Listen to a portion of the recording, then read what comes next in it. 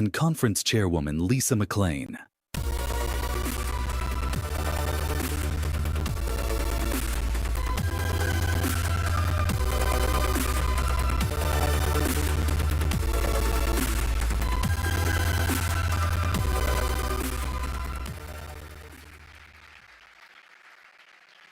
Thank you all so much. Have a seat for just a moment. It is so good to be here again at Doral, President Trump's amazing property. How about a round of applause for this incredible venue? And the Congressional Institute, we're so grateful for bringing us all together as they have done for many years now. This is the best time to be together. It's the best place to be together. We have so much to celebrate. When we were here just last year, we were talking about being on the edge, on the verge of the dawn of a new golden era in America. And my friends, that is exactly what we are in the middle of now, the new golden era, new golden age. And that's because when voters gave us this mandate in the election of 2024, They wanted us to fix everything. As you know, every metric of public policy was an absolute disaster.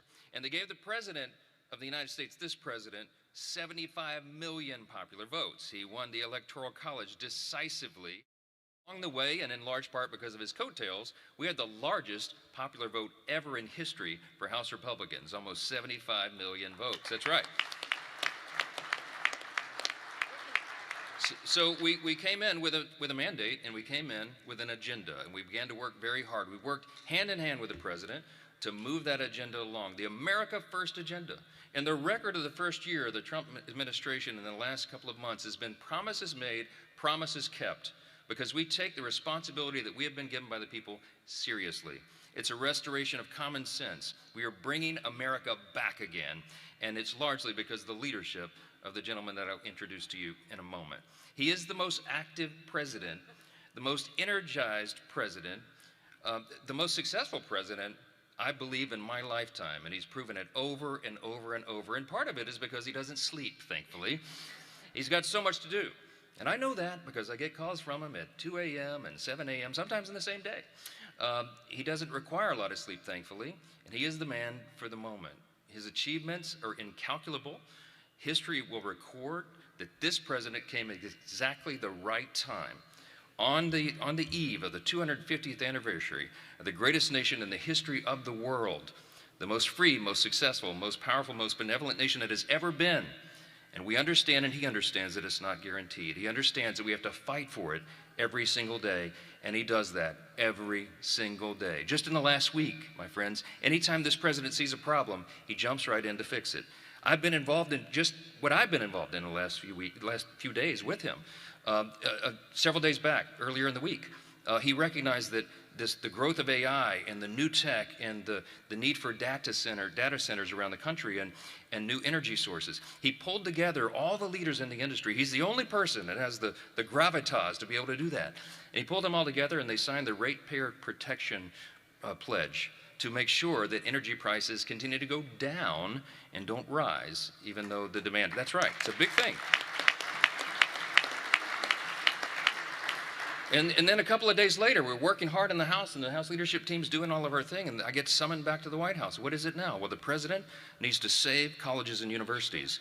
The NIL, the name, image, and likeness madness has really gotten out of control, and the president's decided that he's the man to fix it, and he is. And so he summoned us all together, and I mean, you probably saw 60 of the biggest names in college sports and athletics and college administration, university administration, all summoned to the White House for a productive meeting to get the SCORE Act and our solutions done and finished up. A few days later, I turn on the TV. You know, I'm trying to rest a little bit. The president doesn't.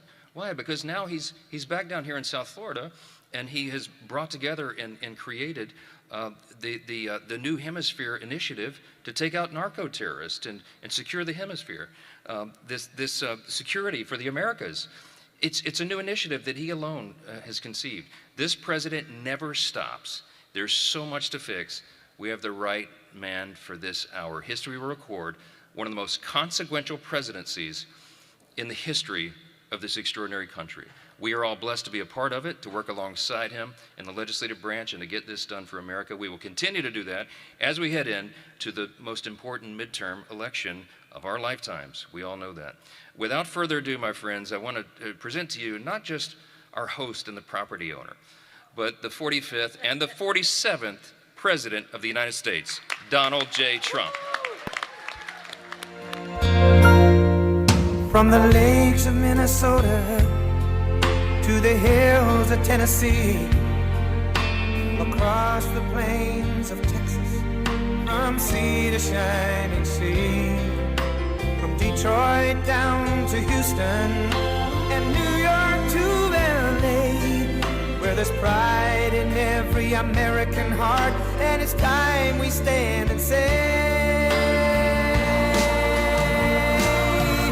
that I'm proud to be an American, where at least I know I'm free, and I won't forget the men who died, who gave that right to me, and I gladly stand up next to you and defend her still today, 'cause there ain't no doubt I love this land. God bless the USA.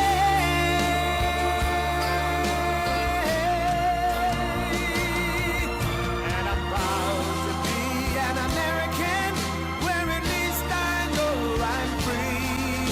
And I won't forget the men who died, who gave that right to me. And I gladly stand up next to you and defend her still today, 'cause there ain't no doubt I love this land. God bless the USA.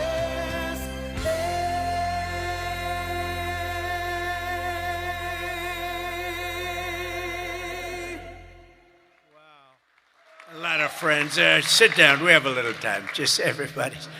Thank you very much. And to our great speaker, Speaker Johnson. And hello to the men and women of one of the most consequential Republican majorities in history. It's not a big majority, but it's just about the most consequential. The job you've done is incredible. And they are members that are warriors and really people that are for the American people, and that's why you're doing well, and I think that's why we're going to continue to do well. We're fighting a little tradition, you know, historically the person that wins, Democrat or Republican, wins the presidency. For whatever reason, it doesn't work out, but we've done a lot. I don't know, I think we had the best first year of any president ever, and that includes you. You came along with me, and you made it happen. So with your help and hard work, we're making America great again, and we're doing it much faster than we thought, and it's better, stronger, and our country is doing really well. I mean, at a level that nobody thought. We took a little excursion because we felt we had to do that to get rid of some evil, and I think you'll see it's going to be a short-term excursion. How good is our military, right? Amazing. How good. Short term. Short term. Thank you. They're great. You know, we all together, in my first term, we rebuilt our military. And I didn't know I'd be using it so much in the second term, but we have a military like no other. It's not even close. But I especially want to recognize the rest of our amazing House Republican leadership team and so many of my friends that are congressmen, some senators. We have some great people in this room, but including Majority Leader, a real brave guy, because I know the real story. I was there that night with him in the hospital when he was given a very small chance of living by a doctor who was very good, by a wife who was desperately in love with him. She cried so much. Because I've seen the other two. I've seen guys at the end of the line, the wives aren't exactly shaken up.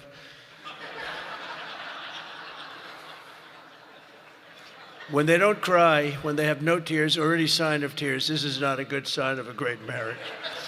But he must have a great marriage, because she was just devastated. She was going to lose her guy. But it worked out that the doctor said more blood was put into him than he's ever seen. He was in big trouble. I looked at him that night and I said goodbye to him, but he made it. He was brave, and look at the way he fought back from so many different things. Steve Scalise.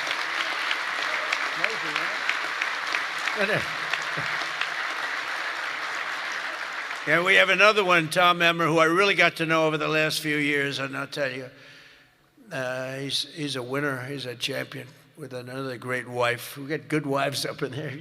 Let's say great wife, fine husband. But Tom is just a real champion and a winner, and you have a problem, you go to him, he gets it solved. So thank you very much. Great job. You've done a great job.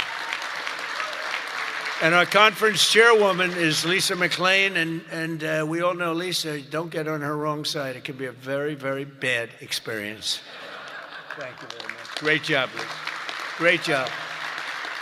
And a very special thanks. You know, you broke a record. This is over 20 million. This is it's the biggest of these type of events that there's ever been by a lot. You know, you didn't just break it. You broke it by a lot. So I want to congratulate you. But there's just great spirit. The Republican Party has fantastic spirit. The level, I don't think, has been seen before. I really don't. We have to get a couple of people on board, which in at least one case is virtually impossible. I wonder who that might be. A sick person. But I want to say a very special thanks to everyone at the Congressional Institute for helping organize this event. This has been amazing.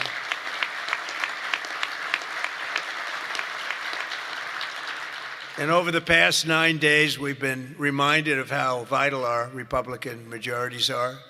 And it's America's future. We're really fighting because these people, you saw the other night at the State of the Union, you saw these people. They wouldn't stand for a mother who just lost her daughter by having her throat slit from behind.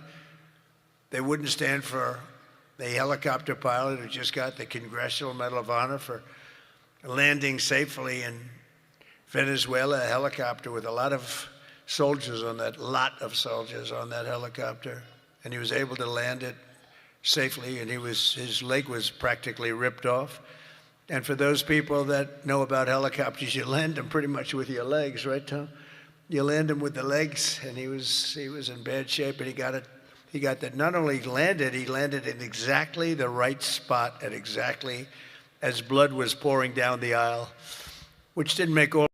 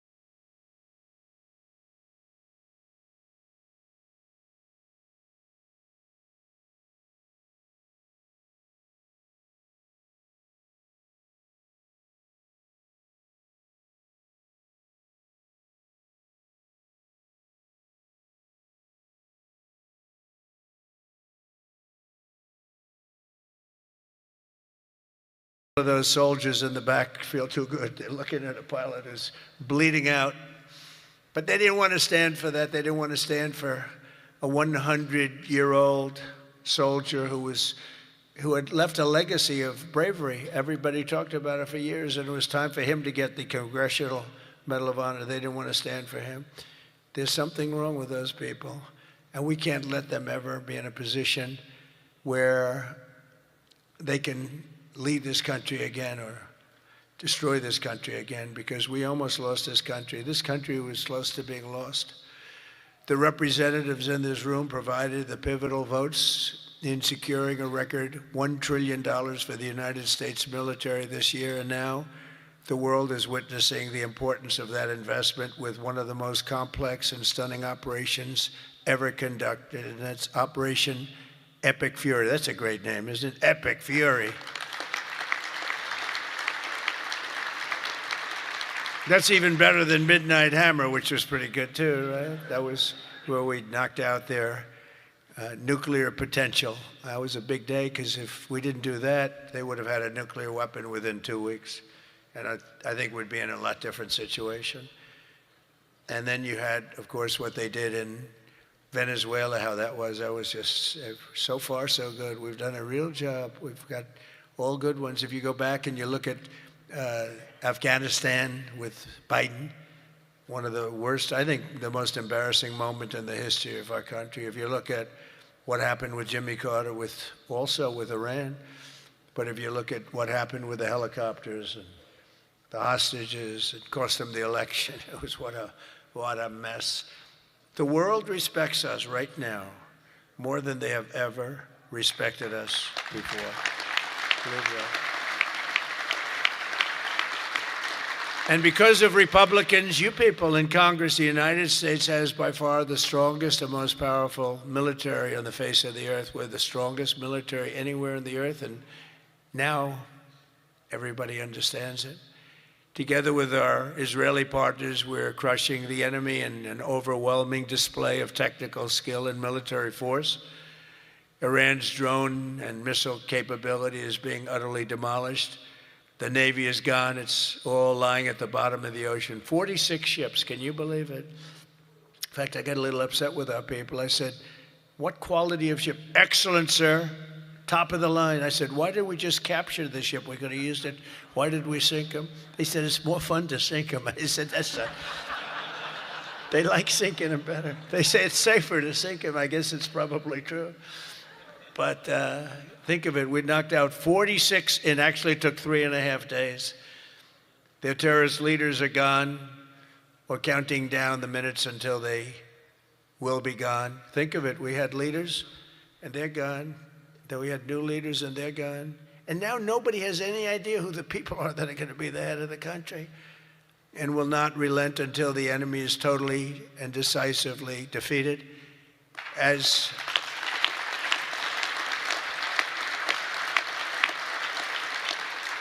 And remember, Iran did so many bad things. They were really, if you look at Soleimani, who was taken out, as you know that, but you know who. But if you look at Soleimani, the father of the roadside, you call it a roadside bomb because most people don't understand the different terms. It was where they plant bombs in roads as you drive by, happily drive by, the bomb goes off, and no matter how strong the armament, it just kills the people. Or you lose your arms, legs, and face. And those bombs got worse and worse, and he got happier and happier, and we took him out.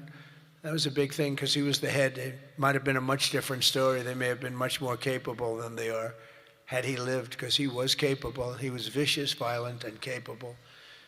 But we got rid of him first term. And we did so many things. I mean, we've done so many things, but as you know, on Saturday, I traveled to Dover Air Force Base to be with the families of 6 fallen warriors as they returned to American soil. And I know that everyone in this room joins me in sending our prayers and eternal gratitude to the families of those great heroes. Those families are incredible families, devastating to be. Hardest thing to do, you know, I've done it a lot. The hardest thing to do is to go to Dover, because Dover is where, for the most part, a lot of the fallen, the warriors, the great young people that have died in war, they seem to mostly go to Dover. They come home to Dover. Dover does a great job of handling things. They have men assigned to the family. They have men and women that are incredible, assigned to the families. It's a beautiful thing, but it's also a very sad thing. But they all said one thing to me: make sure you win, sir. Make sure you win. They weren't playing games. They want to make sure. They said it. Everybody said it. They were separate, but everybody said the same thing: make sure you win. We will. We've already won in many ways, but we haven't won enough. We go forward more determined than ever to achieve ultimate victory that will end this long-running danger once and for all. 47 years, it should have been done a long time ago. The world would have been a different place had some president had the courage to go and do it. They should have done it many, many times. They had many opportunities. The United States of America is the greatest and most exceptional nation in human history and will not be threatened by evil terrorists and lunatics any longer. We just can't do that. And, you know, when I always talk about how great our nation is, I don't know. I don't consider our nation very great for 4 years under Biden. We were a laughingstock all over the world. We were a laughingstock. So, you know, I say great, great, great, but I don't know. When you look at what happened with so many different things, the open border, 25 million people, many of them very bad people pouring into our country with open borders that just said, come on in, makes no difference. They emptied their jails into our country. 11,888 murders, 50% of which murdered more than one person. The drug dealers came in, the mentally insane came in, they emptied their mental institutions, they emptied their insane asylum. That's a step above a mental institution. They emptied them all right into our country, and we've done a great job of doing what we've done. Think of it, we have the lowest crime rate that we've ever had. We have the lowest murder rate in 125 years, and we're saddled with all of the problems of the criminals that were let in. You know, look, they're smart people. I know the people that run those countries, every one of them, and they're all streetwise, very smart, and I would do exactly the same thing. They emptied their jails into our country. I said that was going to happen when I heard that they were having open borders. I didn't believe that they were going to have it. When I realized that they actually were going to have open borders, I said, we're going to have every person in jail. We're going to have every drug dealer. We're going to have all these countries all over the world. The Congo, they emptied their jails all the way from the Congo to all parts of South America, Asia. They sent in their people in jail, murderers. Some of the worst people on earth got sent into our country. And I'll tell you what, ICE is unbelievable, what they have to put up with and how tough they have to be. That goes for Border Patrol, and it goes for law enforcement, our law enforcement people. But sadly, even as our service members are fighting bravely to protect America abroad, the Democrat minority in Congress is deliberately sabotaging our national security at home. And you're going through it right now, fellas. I mean, you're going through, it's not even believable. You know, we should be very safe right now, especially when we're attacking somebody that's evil, bad intention. But last week, 53 House Democrats voted against a resolution affirming that Iran remains the world's #1 state sponsor of terror. Who the hell would do that? I mean, almost every act, whether it's Hamas or Hezbollah, no matter what, you take a look, it's Iran or Iran sponsored. And even more outrageously, as we speak, Democrats have shut down the Department of Homeland Security. They've got it shut down. Do you believe it? Right now. Because they care more about amnesty for illegal alien criminals than about protecting the lives of American citizens. I mean, take a look at it. The American citizen is being scoffed at by Democrats. It doesn't make sense. None of this stuff makes sense to me, you know, when they sat and they wouldn't stand up for incredible people. They just refused to clap, stand up. By the end of the speech, by the way, they were all standing because somebody was passing them. No, you people are getting killed tonight. They were all, they'd stand up for everything I was saying. At the end, that last half hour, they were standing up for things that they shouldn't have stood up for because they got the word, you're getting killed tonight. Stand up and clap for the woman that just lost her daughter, please, to a violent criminal. But Democrats must vote immediately to reopen the Department of Homeland Security so that we have the resources to keep America safe.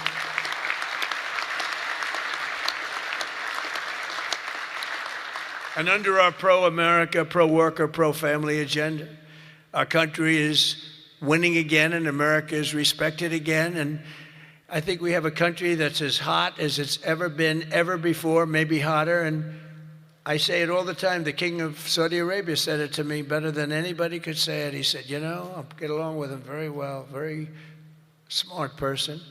He said, you know, a year and a half ago, your country was dead, absolutely dead. We never thought it was coming back. And now you have the hottest country anywhere in the world. It's true. We're the hottest country anywhere in the world by far. And that's before we showed off our military strength with Venezuela and now with Iran. You know, Iran was supposed to be this big, powerful country. We wrapped the hell out of them. And, you know, I don't know when they cry uncle, but they should have cried it 2 days ago, right? But they don't have anything left. In our country, inflation is plummeting. Incomes are rising. The economy is surging. Our border is the most secure at any time in American history. And the murder rate is the lowest in 125 years. That's before my father was born. My father was born 6 years later than that. I don't know if he'd like me to say that. Never liked to talk about his age. He said, don't talk about that. But think about 125 years ago, 1900, the year 1900. The stock market has set 53 all-time record highs since the election. And it's going to go a lot higher as soon as we get rid of this stuff that we're doing right now, that we really had no choice. I mean, I asked people, I said, would you rather do this or would you rather go along nice and smoothly, but eventually have a catastrophe the likes of which perhaps the world has never seen? And just about everybody says, except for lunatics, said, no, you had to get it done. Should have been done a long time ago. The average 401k is up almost $35,000. Think of that. It's at the best they've ever done. And I think you're going to see some real numbers when this gets, because this was always a dark cloud hanging over not only Israel, which was going to get wiped out. You know, if we didn't do that B-2 attack, Israel would have been wiped out. They would have had a nuclear weapon within 2 weeks after that. And even now, I think they were looking to take over the Middle East, because when you look, and we have pretty good proof, all of those missiles that were so stupidly aimed at Qatar, Saudi Arabia, UAE, they were all aimed, and others, at countries that were sort of like, leave us alone. They were all right. They were sort of neutral, but they weren't doing it. All of a sudden, they're getting hit with missiles. And they could have gone one of two ways. They could have gone toward their side, like we're with you, or they could have gone with our side, and they really went with our side, and they've helped us, and they've been a big force. But they got hit. But they were going to be hit with us. Had we not done the B-2 raid, and if we not done this one where we said, nope, it's time to go in, we have to go in, have no choice. Number one, if we didn't go in, they would have come in after us, because I see the Democrats trying to justify it, and they're failing because the voter on the street is saying, you've got to be kidding. But I see where they're going, where they're always saying, no, there was no reason. Well, I'll give you the best reason of all. Within a week, they were going to attack us 100%. They were ready. They had all these missiles, far more than anyone thought. And they were going to attack us. But they were going to attack all of the Middle East and Israel. And if they had a nuclear weapon, they would have used it on Israel. And this was going to be a major attack. And they had all of those missile sites and all those launchers that we got rid of, about 80% of them right now, by the way. Got rid of most of the, see, it's died down to a trickle. There are very few launchers left. What our military has done is amazing. They wiped out almost 20%, maybe 22, 23%, but the rest are going very quickly. And the missiles have been largely knocked out. The drones have been knocked down, and we're hitting where they make the drones. We know them all, and we're knocking the hell out of that now where they manufacture the drones. A lot of work, a lot of brilliant work, but we're going to have a much safer world as soon as it's finished, and it's going to be finished pretty quickly. With the help of our House Republican majority, we passed the largest tax cuts in American history, and we have to be talking about it. And with the great, big, beautiful bill, we delivered no tax on tips, no tax on overtime, and no tax on Social Security for our great seniors. And we did something else which is great that nobody ever talks about, Tom, and we have to talk about it. We made interest on auto loans fully deductible. That's never happened. We've never had that. Rich people always get deductions, but middle-income people, people that have to struggle a little bit, never did. But now they can deduct the interest paid against their taxes. We have one little proviso, and I put this on, it's very important, only if the car is made in America, all right? That's going to have a huge impact. That's going to have a huge impact. We passed the Trump accounts to give every child in America a head start on the American dream, and that's so good. I'll tell you, the Dell family, Dell computer, put up $6,250,000,000. Think of it. He started with very little, nothing, very little. Started making computers on his bed. And he said, yeah, people started liking them better than the ones from the store. And he never stopped. And he can write a check for $6,250,000,000. He said, and his incredible wife, Susan, they said that's the best thing they've ever done. He's so proud. He's going to do it again. Going to do more. And we have a lot of other people. A lot of very rich people are doing it. A lot of people that aren't so rich are doing it. They're doing it for their kids, but it's turning out. So a young child turns 18 or 21, and all of a sudden they have $100,000 in the bank. What a difference that is between having that and having nothing. And it could be more than that. It could be a lot more depending on what happens with the world. And we passed 100% expensing and bonus depreciation on all new equipment, factory construction and investments, and that's what made our first term. We had the greatest economy in the history of our country in the first term, and this one's going to blow it away. Again, we had a little pause, but it's not a very big pause. With your help, we also passed the largest regulation cuts in American history, ending the Green New Scam, one of the greatest scams in history, and massively increasing production of American oil, natural gas, and clean, beautiful coal. We brought coal back. You're not allowed to say coal without clean, beautiful. Got to be clean, beautiful. China uses coal. They're building about 65 massive coal plants right now. But China, great respect for China, but you know, they make all the windmills, right? The only thing they don't do is use the windmills. They make them. But try finding wind farms in China. There aren't too many of them. In my State of the Union address, I laid out an ambitious agenda that should be our roadmap this year, and it's starting with lowering the cost of living. You know, they gave us a mess. We inherited a mess, an absolute mess. And the mess was many things. They were bad with our military. They were bad with everything. I mean, I said, name one thing that they did right. They can't name one thing. But they also gave us very high prices. And then they said the word affordability. That's the first time I ever heard it. They said affordability. My first day in office, they said affordability. They're the ones that caused the problem, but we're really bringing down prices big. Do you notice you don't hear that word anymore, Mike? They don't say it anymore because we brought down prices so much. So our message is simple. Democrats created the high prices, and our policies are totally ending them, and they're ended, and we're doing better. We're even bringing them down further. They'll be way down, and we're bringing, you know, if you go back into the last period, I would say, I think it's 2.5 months, 1.7% inflation. 3 months, 1.45% inflation. Think of that. Whereas they had the highest inflation in the history, the single highest inflation in the history of our country. Now, you know, I always say this. They say 48 years because I don't want the fake news to get me on this. They say it wasn't history, it was 48 years. That the inflation was the highest in 48 years. But I don't know, in some ways 48 years sounds even worse because it's very specific. Yeah. But they had the highest inflation probably in history, but in 48 years, we inherited that. One of the first targets must be the crushing healthcare.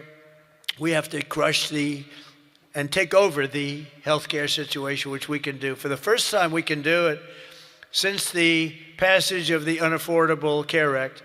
Big insurance companies have gotten rich. They've made money like practically no other companies have made, with our government giving them hundreds of billions of dollars, and their stock prices soaring to up to 1,700%, 1,000%, 1,200%, 1,600%, and even 1,700%. The government gave them essentially trillions of dollars. And I want that money to be paid to the person, not to the insurance company, and let them go out and buy their own health care. And people love it. People love it. You'll get better health care at a much lower cost, and they'll be sort of part of the system.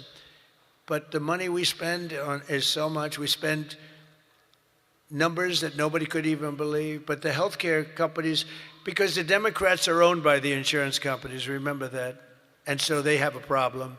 That's why it's hard to get it fixed, because they are totally owned and controlled by the healthcare, by the insurance companies. Healthcare insurance, but the insurance companies themselves. So when you want to do something that's good for the people but bad for the insurance companies, it's very, very hard for them to go in a different way. Now, Republicans never do that kind of thing, right? You're owned by nobody, right? Nobody. See, a young girl up here say yes.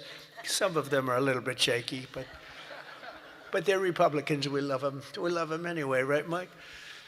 But they are owned by those big, powerful insurance companies that are making a fortune, and it's hard to get them to do the right thing. They know what the right thing is. So we want the money to be paid directly to the people and let the people go out and buy their own health care. And people love it. They love it. We can own the issue. For the first time ever, Republicans can own that issue. I'm also asking you to take swift action to codify my most favored nation policy on drug prices, the biggest. That alone should win the midterms. We have, and I tell this story all the time, my first term, third year, I actually had a slight, it was 1/4% decline in drug price. First time in 28 years. I was so proud. I went home, told our great First Lady, who's now a movie star, I got the biggest, can you believe this? That movie was hot, and it is hot.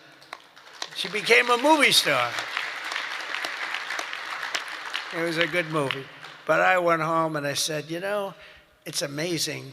We do so well, we work so hard. This issue is the single biggest issue. Okay. I had a news conference, I'm embarrassed to say, a long time ago, my first term, third year, because I went up to a level that I did things that nobody's ever done. 28 years, I brought it down 1/4%. Now I brought it down 80%, 90%, 75%, depending the way on, it's driving the fake news crazy because I say 400%, 500%, 600, depending on the way you want to talk about it, if you want to talk about pricing. But using a conservative number, what we've done is we paid the highest price for drugs anywhere in the world, and now we pay the lowest price for drugs anywhere in the world. We are tied for the lowest price. Whoever has the lowest price, that's what we pay. And I did that through tariffs. We had a little disappointing decision, to put it mildly, from the Supreme Court. Terrible decision for the people, but the good news is I have lots of other ways of doing the same thing. I just have to work a little harder. They want me to work harder, but we're doing the same thing with a lot of work. But I used tariffs to get this because I went to other countries. The drug companies were not easy, but I got them. And I said, we're not paying. We were paying for a pill $130 that in London and Germany and different places you'd pay $10. So we were paying 13 times more. They're paying $10, we're paying $130. And the drug companies, I called them in. We had a rough time, but it wasn't that bad. And they agreed because they knew that I couldn't get the countries. You had to get the countries to approve it. And I called up, and you've heard me say this a couple of times, not often, but I called the countries up. I called up France. I said, Emmanuel, you have to cut your good friends from America a reasonable deal. What's happening is you are paying a tiny fraction for drugs. No, Donald, I cannot do anything about that. I said, you can. He said, no, I will not do it. I will not do it. Because he'd have to raise his pill from $10 to $20 and maybe even $30. Ours would come down from $13, $130 down to $20. Think of that. From $130, that's what you're going to get. From $130 to $20. But he has to double his price from $10, and they were the boss. I said, no, you will. No, Donald, I cannot do that. And I heard this from all the other countries too, very elegant people. And they were saying, no, we cannot do this. We will not do this. I said, yes, you will, 100%. No, we will not. Because, they have to double up their prices. And I said, well, here's the story. If you don't do it, I'm going to put, in the case of Emmanuel, I said a 100% tariff on all wines and champagnes coming into the United States. No, Donald, you cannot do that. I said, I've already got the legislation. It's right in front of my desk. I'm going to sign it. Emmanuel, he said, Donald, I will agree to this. So he agreed. Everybody agreed. I got every country to agree. And now you've done something that no other president could have done. No, I don't want to brag. But, you know, they've said this about a lot of things. No other president could do some of this shit I'm doing. Yeah. No other president. The things I'm doing, nobody else was going to do it. They say it all the time, sir, could you do this? You're the only one can do it. But we got it done, and we got the countries to all go along. Because I said, if you don't do it, I'm going to raise your tariffs to 200%, to 150%, and that's 10 times more than I'm asking for. And every single one, if it took me 5 minutes, that was like a long time. I was doing badly with that one. So now we have most favored nation pricing into permanent law, and you should codify it. But I don't care that much about codifying it, because what politician is going to agree to increase drug prices by 500%, okay? So, but it's still good to have it codified. Don't you agree? You know, they're saying, sir, we have to codify it. I said, that's okay, but I'm not. Other things you should codify. That I can tell you. This one, you should codify, because you want to take credit for it. You want to take credit for it. So if you can, please codify it. Get out there and codify. You're getting an 80%, 85%, 55%, 70% reduction in drug prices. Codify it. But if you don't, no president's going to raise it, in my opinion. Although they are crazy, you know, these people are crazy. They could find a way. You better get it codified. And as we work to bring down interest rates so that more Americans afford a house, I'm also asking you to ban the Wall Street firms, large Wall Street firms, institutional investors, from buying up thousands and thousands of single-family homes, hundreds of thousands of homes, because homes really are for people, not for hedge funds. We want to get the market out so they can do it, and we're stopping it. We want people to be able to buy a house. It's the American dream. Buying a house is a part of the American dream. And we must also stand up for the safety of our citizens. One of my guests at the State of the Union was Anya Zurutska, the mother of beautiful 23-year-old Ukrainian girl who was stabbed to death on a train in North Carolina by a deranged criminal, arrested more than a dozen times. And I had the mother, as you know, at the State of the Union, and she was devastated. Beautiful woman, devastated. Uncontrollably devastated. And we couldn't get one Democrat to even clap. The Republicans clapped and went wild, and they loved her. Not one Democrat in that whole room even thought about clapping. They sat there frozen-faced. Disgusting. House Republicans should get every member of Congress on record and pass a tough new crime bill that imposes harsh penalties for dangerous repeat offenders, which this nut was, cracks down on rogue judges and prosecutors, and ends no cash bail once and for all. No cash bail is a big part. I mean, you have a man murder somebody, and by that afternoon, he's out on bail. No cash bail. It's a huge problem. We also need to end deadly sanctuary cities, and you have bills before you now, and you're working on things, but hopefully you can do that, Mike, because it's terrible. They're sanctuary for criminals. That's all they are, sanctuary for criminals. They fight ICE all the time. That was the problem up in Minnesota. They had a lot of criminals in there. They wouldn't give it to us. And to stop illegal aliens who cannot even speak English from driving 18-wheel tractor trailers. They have no idea what they're reading. I wouldn't be able to do it in their countries. There's arrows, there's speed limits. They have no idea what they're reading. And in many cases, they're on drugs on top of that. We need to ban any state from granting commercial driver's licenses to illegal aliens. Have to do it. And I want to thank House Republicans for passing another common sense measure. I would think it's the easiest thing. I just told Mike. You know, you were at $19 million. I have to say this because I've never contributed. I was a huge contributor for years and years. Once I became president, I never contributed any money because the greatest thing about being president is I no longer have to contribute. Nobody ever asked me for money. They asked me for my endorsement. I've endorsed just about everybody in the room. But keep winning, right? 124-0 this Tuesday. 124 wins, no losses. Is that good? And there were some rebels. We endorsed a few rebels, right? A few that Mike was saying, it's going to be a tough one. But we're 124-0. But as president, nobody ever asked me for money. And as president, as president, you sort of don't make campaign contributions. Right? It doesn't even. But I heard you were at $19 million today. I said, has that ever been done? No, sir, it's a record, but 20 would sound better, right, Mike? Yes. He said, I'm going to give you $1 million. It's the first time I've done it. I never did it before. I never did it before.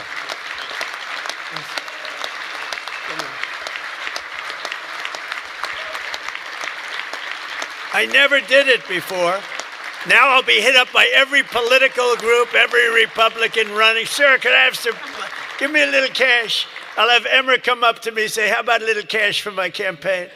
I will no longer have the excuse that as president, anyway, no, but we had to hit the 20, right? We had to hit the 20. That was a hell of a thing. You beat it by a lot. You beat the record, the previous record by a lot. But I want to thank House Republicans for passing another common sense measure. To me, the easiest of all, the Save America Act to protect our sacred American. Look at this.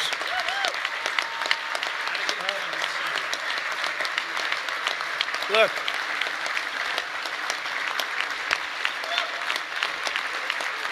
It's the easiest thing we have. I can't, it's the easiest thing we have. Now, the problem is you call it the SAVE Act. And nobody knew what the hell the SAVE Act. Have you been seeing, I've been working overtime the last month. It's called the, capital the Save America Act. And I saw Schumer yesterday, we will stop Save America. He's getting killed. They can't do it. And then the things within the Save America are so good. But just the title. So we had that with MAGA. Greatest name of all time, Make America Great Again, MAGA. It just worked. You know, I had something, Keep America Great. It was good, but it didn't have that MAGA. You know, there was nothing you could see. I had CAG. And CAG, I said, you know, no longer, that's not good. But MAGA is great, and we'll always respect MAGA. We love MAGA. We're never going to let you down with MAGA. But this one's even better if you think about it. This says, America. We're going to save America. The Save America. How can they fight us? The Save America Act. And I've watched them. I watched Schumer, who's horrible. What a horrible politician. He is now a Palestinian officially. He is registered as a Palestinian. He's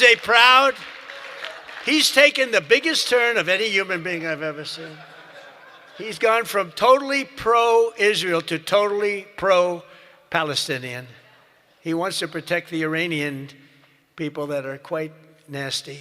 But it's very simple. All voters must show the act. Voter ID. Ready? This is not complicated. Voter identification. Now, I have a whole list, but I don't want to put, I have like hundreds of things on the list. If you go shopping, if you do this, if you buy a car, if you license a car, if you point to everything you need to have identification. So all voters have to show identification. ID. All voters must show proof of citizenship in order to vote. So you have ID and you have citizenship. So far, good. No mail-in ballots except for illness, disability, military, or travel. Mail-in ballots are a disaster.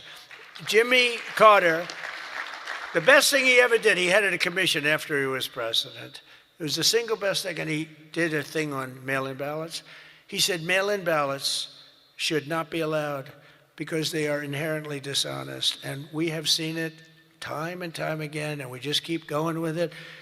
And I put that down as a top 3. Look, no mail-in. Now, you have the exceptions for the military, and I would even say foreign-based military. But for the military, for disability, for illness, and if you're traveling, you have an excuse.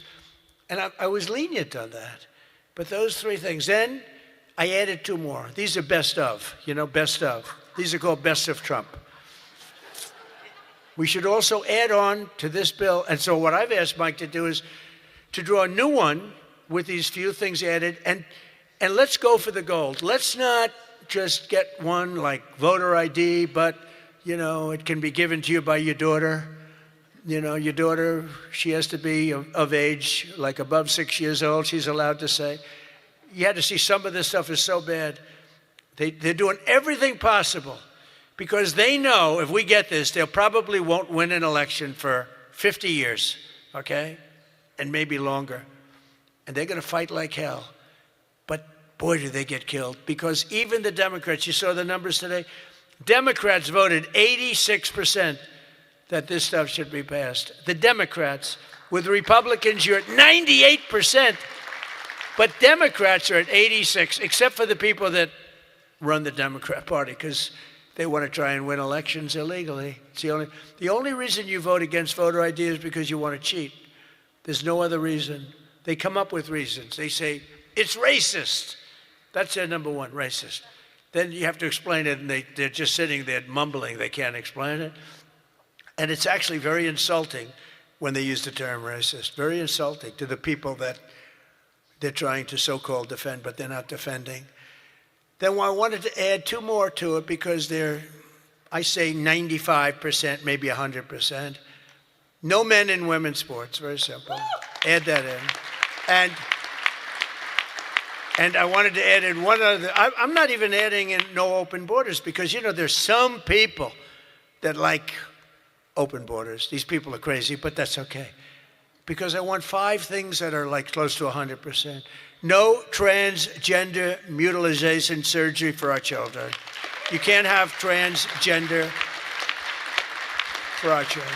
So those 5 things. 5 things. Voter ID, citizenship, mail-in ballots, no mail-in ballots.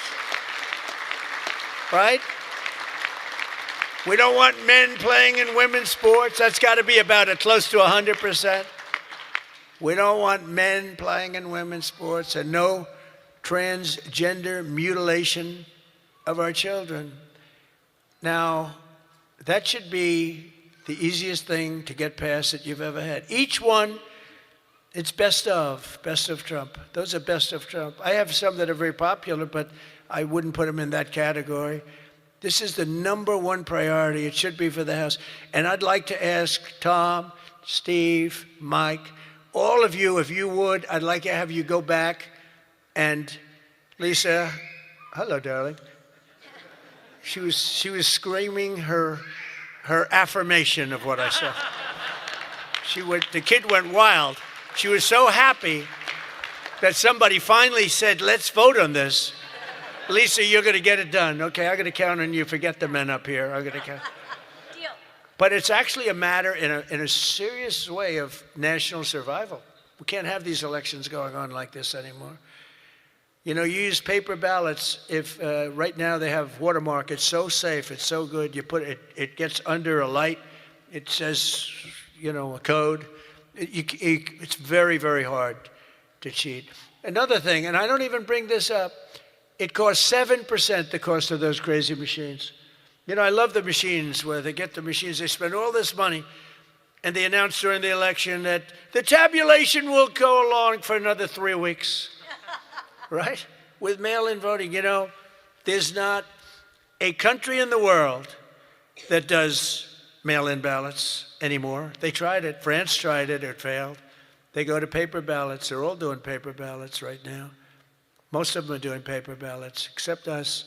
And nobody is doing what we're doing. And there's no elections so corrupt as the elections in the United States of America. And we can solve them with this. And the reason I put those other 2 that have not much to do with it is because they are equally popular. And I think it might help us.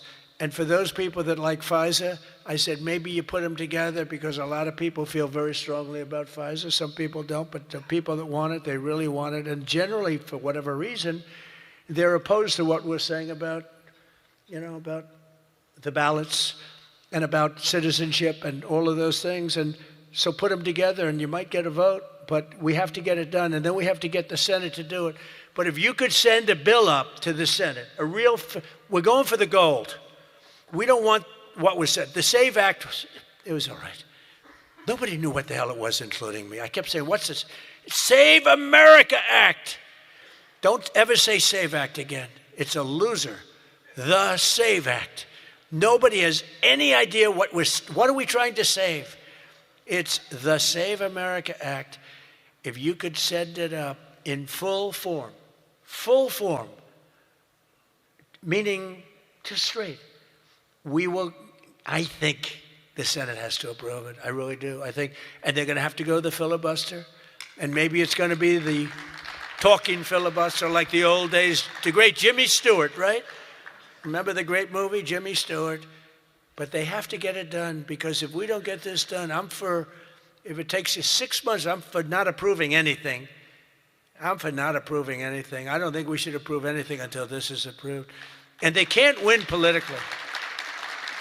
Look, you have them in a corner, and they're listening to every word I'm saying, and it doesn't matter, because they can't win it politically. Because when they say, we don't want voter identification, we don't want proof of citizenship, all these things are just losers for them. And they won't be able to withstand it. Just like at the State of the Union, they started clapping at the end. I said that. And the reason, because politically, you have to stand for these great people that were being. And the word came out from people watching it on television, you guys are getting killed. And this is an even bigger example. So if I could ask the people in this room to go for the gold. We're going for the gold. We're not going for the bronze. We're not going to sign a watered-down version like has been sent up there. Let's go for the gold, and let's just not accept anything else. I'll tell you what, I'm willing to just sort of say I'm not going to sign anything until this is approved. I really am. That's how bad it is. And we're going to have to push the Senate, because you have 4 or 5 senators that are, I don't know, 4 or 5 Republican senators. You'll have to explain them to me, but we're not going to get into that. But we're going to push them to get it done, because I don't think you can politically exist if you're not going to do voter ID and these things. I don't think the people in this country will stand for it. So I'm making my biggest plea tonight. It'll make you, and I'm not doing it for this reason at all, it'll guarantee the midterms. It'll guarantee the midterms. If you don't get it, big trouble, my opinion. If you get this, your midterms, and they know it. For 2 reasons. Number 1, they won't be able to cheat. And number 2, the people are demanding it. Every time I go out, Save America, sir, Save America Act. We want the Save America Act, sir. That's all they talk about. They don't talk about housing. They don't talk about anything. That's what they talk about. And if you send it up there, you're going to win the midterms at levels that you can't even believe. And you're going to win every election for a long time until somebody really screws things up, and hopefully that won't happen. But I've never been more confident that if we keep these promises and deliver in this popular agenda, the American people will stand with us in overwhelming numbers, just as they did in 2024. I heard Mike say it's actually 78 million votes, but it was actually 86. You know, they cheated like hell, but it was too big to rig. Remember? I won 3 times. First time was great. Second time, they cheated like hell. It was COVID. And their cheating was at an inspirational level. We can't let that ever happen again. And then they cheated again in the last election, but I went up. The term I used most was too big to rig. You got to go out. Don't believe, because we had polls having us way up. I said, don't believe the polls. Go out and vote. Make it too big to rig. And that's what happened. A couple of races they cheated on, they got away with it. A couple of Senate races, my opinion. But we have to make it too big to rig, and that's what we did. But we shouldn't have to win an election that way. You're going to have a hard time winning elections that way. So you got to get that passed. And if we fight, we will win, and we will make our country safer and stronger and richer and greater than it ever has been before. And I want to say, very importantly, because they would like you not to say this, because this is a terrible thing in their opinion to say, God bless you and God bless America. Thank you very much, everybody. Thank you very much.